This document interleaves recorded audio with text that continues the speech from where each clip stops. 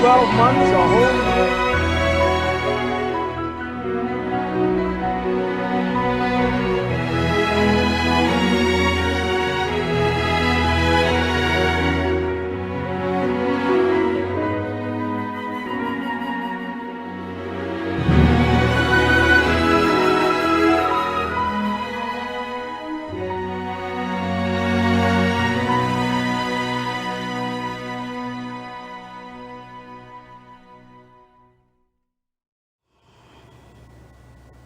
Today, we start a whole week of teaching on Lonnie Frisbee.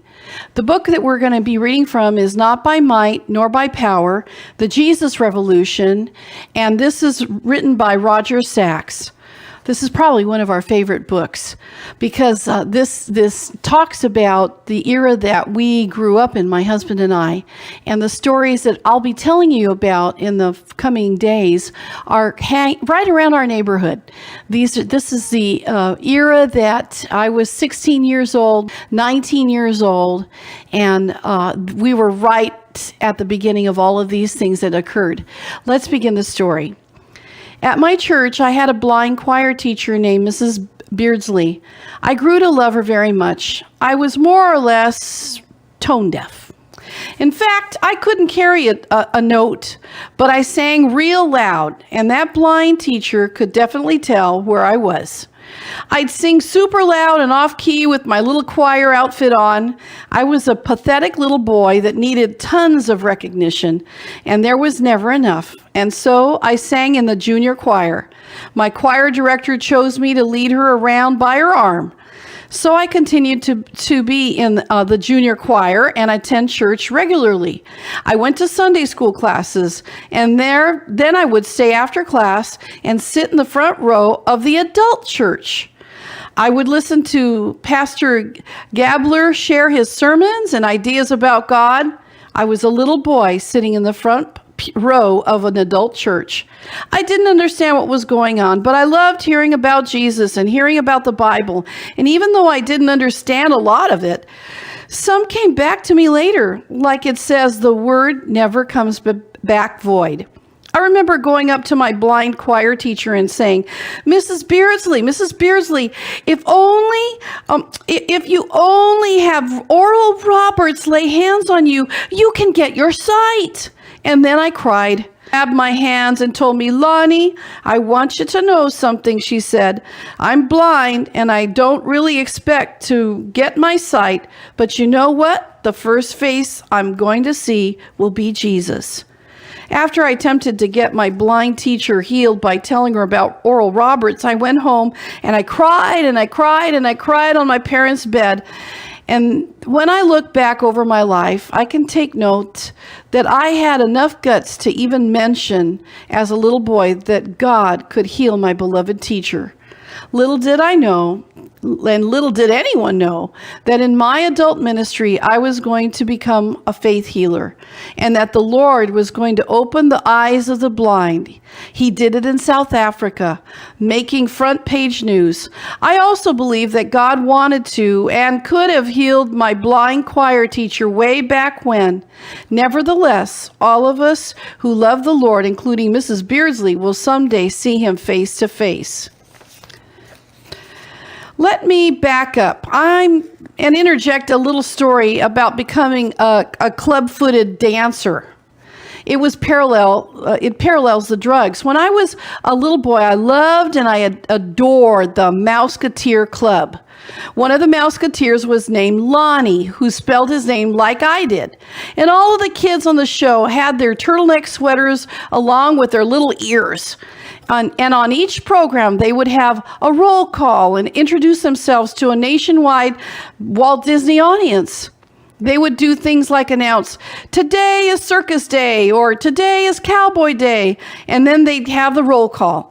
Well, when Lonnie would shout out his name, saying, I'm Lonnie the Mouseketeer, I'd time in perfectly, jump up, yell loud, real loud, along with the TV, I'm Lonnie the Mouseketeer. So I had a secret desire to be a Mouseketeer as a child. Except that I had a club foot. I was a club-footed person. The Mouseketeers sang and danced and did all kinds of choreographed entertainment. And when my parents would have company over, I would arrange the seating, and then I would put on a tap dance show. I was a club-footed tap dancer. First, I would apologize to my audience for not having two good legs. I had one good leg and one bad leg. So I was trying to tap dance with my good leg in front of my parents' company. I did this all the time. My parents would get so embarrassed and they'd say, "Sit down, Lonnie." "No, I'm not finished yet." And then I'd tap dance with my one leg. You know, dot, dot, dot, dot, dot, dot, dot, dot, dot, dot, dot, dot, dot, dot, dot. It was pathetic. It was very sad. They told me that I'd never walk normal, let alone dance. My answer was, "Ha, we'll see about that." Now, I'll fast forward about a decade to where I was attending Corona Del Mar High School. It was Brooke Shields' former high school. A girlfriend of mine had sent in for tickets a year in advance to this very famous dance show on television. It was live with Casey Kasem on his popular Shebang Daily Show. The tickets finally arrived and we went on to the program. My girlfriend was like this giant Amazon woman. She was literally twice as big as me. And I would be dancing on the television with this huge woman. Instead of throwing her around, she was throwing me around. Casey and the producers saw me and decided that I had a lot of talent. By the way, at that particular time, I was looking like Wally Cleaver and not like a hippie. I had a Letterman sweater, yellow cactus casuals, paisley underwear that showed through the pants, wingtip shoes, along with half a can of hairspray on my squared off in the back pompadour run haircut. Let's not forget being fully anointed with an overflowing amount of Jade East. Now, those of you that are millennials or young people at this time are not having a clue of what I just read. But those of us that were living in the 50s and the 60s know exactly what I was talking about, especially the part about the pompadour and the Jade East. I went on the show as a guest. We had waited an entire year for our tickets. The producers and Casey Kasem pulled me aside and said, "You there, have you got a drugstore success story for you? We've got a drugstore success story for you. We're going to put you on everything." And they did. I became a regular dancer on the show. It was so cool. The first project was with a televised Miss Teenage America pageant. They immediately made us to look like Casey. They put us in wardrobe and makeup, and they French razor cut our hair and provided all our clothing. We were dancing escorts on the Teenage America pageant. Then after that, I was put on the live dance show every day for a year and a half. They bought me a car. I was driving around in a brand new snazzy little car at 16. It was amazing to be on live television daily.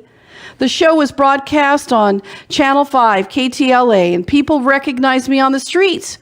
It made me famous. It was like being a regular on American Bandstand back in Philadelphia with Dick Clark, except this was our local LA show. And by the way, they recently did a 40-year anniversary documentary of the entire history of KTLA, and in the documentary, they showed a segment which featured Shebang with Casey Kasem, with me dancing in the documentary. So see, Mom and Dad, I can do more than just tap dance with one leg.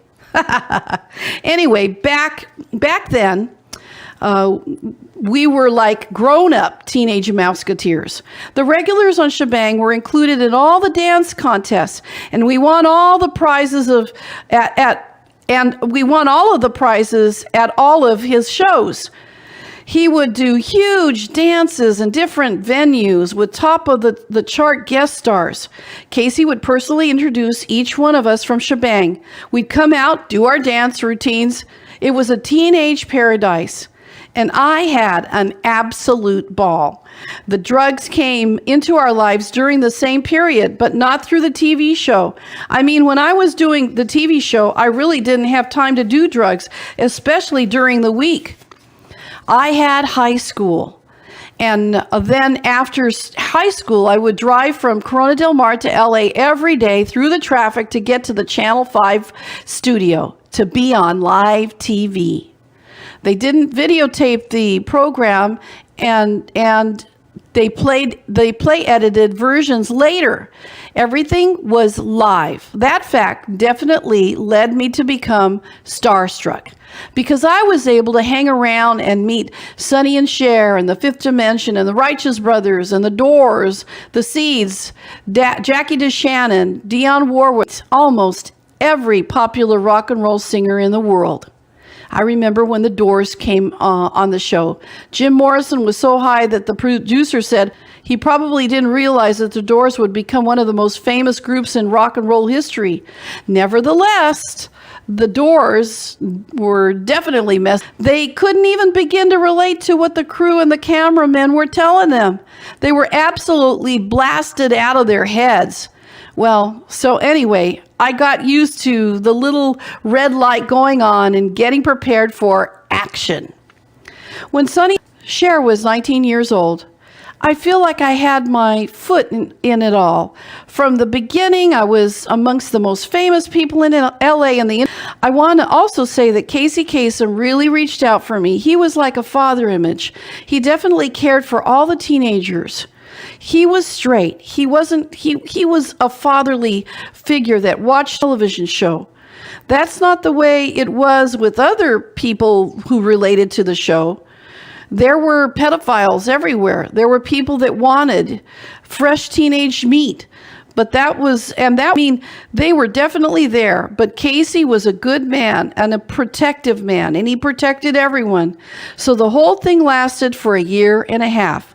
And then eventually we started to film videotaping. Well, tomorrow I'll give you another story in the